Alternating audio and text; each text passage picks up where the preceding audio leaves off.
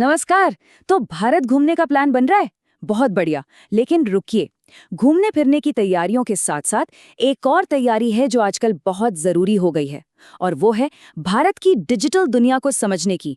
आज हम इसी पहेली को सुलझाएंगे कि एक टूरिस्ट के तौर पर आप भारत के इस डिजिटल फर्स्ट माहौल में कैसे आराम से जी सकते हैं, घूम सकते हैं और सबसे जरूरी पेमेंट कर सकते हैं। और देखिए, ये सिर्फ कोई कही सुनी बात नहीं है, ये बिल्कुल जमीनी हकीकत है। रेडिट पर एक यात्री ने अपना तजुर्बा शेयर किया और उन्होंने साफ साफ लिखा कि भारत में आजकल ज्यादातर लेन देन या तो यूपीआई से होता है या फिर कैश से। मतलब अगर आप ये सोचकर जा रहे हैं कि हर जगह क्रेडिट कार्ड चल जाएगा तो आपको थोड़ी मुश्किल हो सकती है। ये वो पहली और सबसे बड़ी चुनौती है जिसका सामना भारत आने वाला लगभग हर यात्री करता है। तो सवाल यही उठता है कि भाई, सड़क किनारे मिलने वाले मज़ेदार खाने से लेकर यादगार तोहफे खरीदने तक इस कैशलेस भारत में एक टूरिस्ट आखिर पेमेंट करे तो करे कैसे? चिंता मत कीजिए, हमारी आज की ये पूरी बातचीत इसी एक सवाल का जवाब ढूंढने के लिए है, ताकि आप पेमेंट की टेंशन छोड़कर अपनी यात्रा का पूरा मजा ले सकें।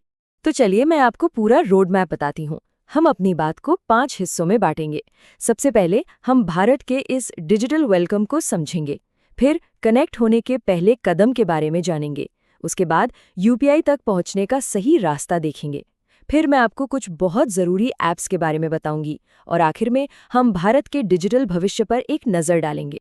तो चलिए पहले सेक्शन से शुरू करते हैं, इंडिया का डिजिटल वेलकम मैट। और यहाँ सबसे पहले ये समझना जरूरी है कि आखिर ये यूपीआई क्रांति है क्या, और ये आपके लिए, एक यात्री के लिए इतनी ज्यादा जरूरी क्यों है। तो ये यूपीआई है क्या भला? सीधी सादी भाषा में कहें तो ये भारत के डिजिटल पेमेंट की, समझिए, एक जादुई छड़ी है।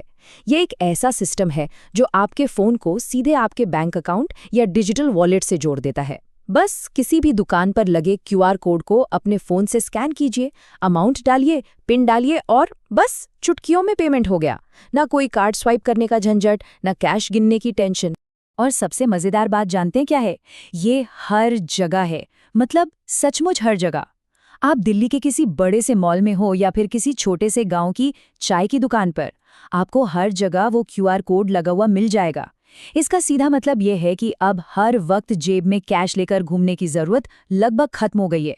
ये आपके लिए एक बहुत बड़ी सहूलियत है। तो अब जब यूपीआई की ताकत समझ आ गई है, तो सवाल ये है कि इसका इस्तेमाल शुरू कैसे करें? इसका ताला खुलेगा एक चाबी से, और वो चाबी है एक लोकल इंडियन सिम कार्ड। आप इसे अपना डिजिटल पासपोर्ट भी समझ सकते हैं, क्योंकि इसी के जरिए भारत की सारी डिजिटल सर्विसेज के दरवाजे आपके लिए खुलेंगे। अब देखिए, भारत में सिम कार्ड लेने के लिए एक प्रोसेस होता है जिसे केवाईसी कहते हैं, यानी नो योर कस्टमर। घबराइए नहीं, ये बस कुछ डॉक्यूमेंट्स की एक लिस्ट है जो आपको अपने साथ तैयार रखनी है। इसमें आपका पासपोर्ट और उसकी एक फोटोकॉपी, आपका इंडियन वीजा, एक पासपोर्ट साइज फोटो और भारत में पते का कोई सबूत, जिसके लिए आपके पहले होटल की बुकिंग कंफर्मेशन की कॉपी भी एकदम बढ़िया काम करेगी। ये प्रोसेस सुनने में थोड़ा लंबा चौड़ा लग सकता है, पर है एकदम आसान। मेरा तो यही सुझाव रहेगा कि आप भारत पहुंचते ही एयरपोर्ट पर बने किसी ऑफिशियल स्टोर जैसे जियो या एयरटेल से सिम ले लें। ये सबसे तेज तरीका है। बस वहां अपने डॉक्यूमेंट्स जमा करें, एक छोटा सा फॉर्म भरें और अक्सर आधे घंटे के अंदर ही आपका सिम चालू हो जाता है। आखिर में बस एक छोटी सी वेरिफिकेशन कॉल करनी होती है और बस आपका काम हो गया। चलिए, अब आपके पास इंडियन नंबर आ गया है। अब असली खेल शुरू होता है, यूपीआई की दुनिया में एंट्री करने का। अब हम देखेंगे कि आपके लिए सही डिजिटल वॉलेट कौन सा हो सकता है और उसे कैसे एक्टिवेट करना है। यहाँ पर एक बहुत ही ज़रूरी सवाल आता है जो आपका रास्ता तय करेगा। क्या आपका कोई इंडियन बैंक अकाउंट है? अब जाहिर है, ज़्यादातर टूरिस्ट के पास इंडियन बैंक अकाउंट नहीं होता और ये बिल्कुल नॉर्मल है। इसीलिए हम अपना पूरा ध्यान उन तरीकों पर लगाएंगे जो बिना किसी भारतीय बैंक खाते के काम करते हैं। तो अगर आपके पास इंडियन बैंक अकाउंट नहीं है, तो आपके सामने दो मेन रास्ते हैं। पहला रास्ता है कि आप अपने विदेशी नंबर से ही कुछ खास ऐप्स इस्तेमाल करें, जैसे चेक यूपीआई या यूपीआई वन वर्ल्ड। दूसरा रास्ता, जो ज़्यादातर लोगों के लिए ज़्यादा आसान और भरोसेमंद है, वो ये है कि आप अपने नए इंडियन सिम कार्ड का इस्तेमाल करके मोबीक्विक जैसा कोई डिजिटल वॉलेट एक्टिवेट कर लें। आइए इन ऑप्शंस को जरा और करीब से देखते हैं। देखिए, UPI वन वर्ल्ड खासकर G20 देशों से आने वाले यात्रियों के लिए बनाया गया है, लेकिन इसके लिए आपको एयरपोर्ट पर ही जाकर फिजिकल KYC करवाना पड़ता है। दूसरी तरफ मोबीक्विक है। इसे आप अपने इंडियन सिम से बहुत आसानी से सेटअप कर सकते हैं। इसमें अपने क्रेडिट कार्ड से पैसे डालने पर बस एक छोटा सा लगभग 1% का सुविधा शुल्क लगता है। ये बहुत से यात्रियों के लिए सबसे सीधा और आसान विकल्प साबित होता है। हाँ, और अगर आप एक NRI है यानी प्रवासी भारतीय और आपके पास NRE या NRO अकाउंट है, तब तो आपके लिए कहानी और भी आसान है। आपको इन वॉलेट्स के चक्कर में पड़ने की ज़रूरत ही नहीं है। आप सीधे फ़ोन पे या गूगल पे जैसे पॉपुलर ऐप्स डाउनलोड करके उन्हें अपने इंडियन बैंक अकाउंट से लिंक कर सकते हैं। और अच्छी बात यह है कि ये आपके विदेशी नंबर के साथ भी काम कर जाएगा। चलिए, पेमेंट का सबसे बड़ा झंझट तो खत्म हुआ।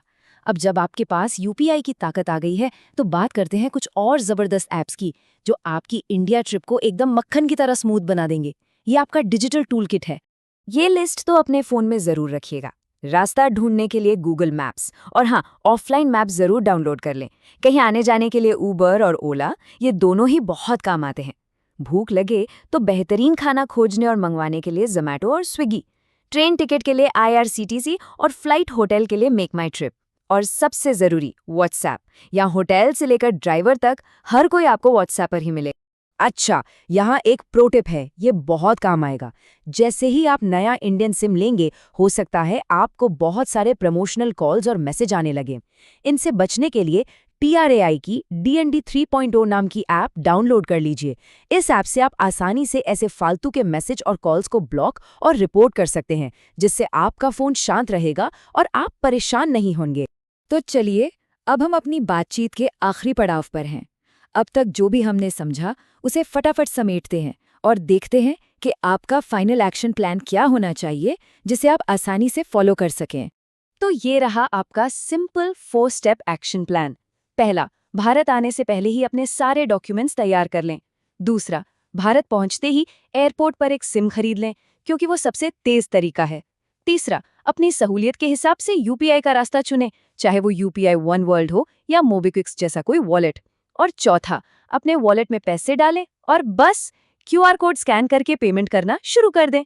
बस इतना ही, आप भारत की डिजिटल दुनिया के लिए पूरी तरह तैयार हैं। और जाते जाते एक सवाल मैं आपके लिए छोड़कर जा रहा हूं। जरा सोचिए, जिस तरह भारत में डिजिटल पेमेंट एक राष्ट्रीय जरूरत बन गया है, क्या आपको लगता है कि आने वाले समय में पूरी दुनिया में घूमना फिरना भी कैश और कार्ड के बिना मुमकिन हो पाएगा? क्या एक दिन ऐसा आएगा जब हमें किसी भी देश जाने के लिए न तो वहां की करेंसी बदलवाने की जरूरत पड़ेगी और न ही कोई प्लास्टिक कार्ड साथ रखने की? इस पर सोचिएगा जरूर। आपकी यात्रा मंगलमय हो।